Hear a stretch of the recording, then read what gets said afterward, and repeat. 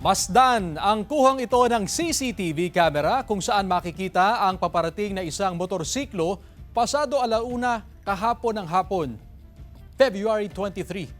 Nang biglang may sumulpot na isa pang motorsiklo mula sa intersection. Dahil sa insidente, nagkasalpukan ng dalawang motorsiklo at tumilapo ng mga driver, gayon din ang kanilang mga angkas. Nangyari ang aksidente sa Barangay Road ng Poblacion Norte, Santa Barbara, Pangasinan.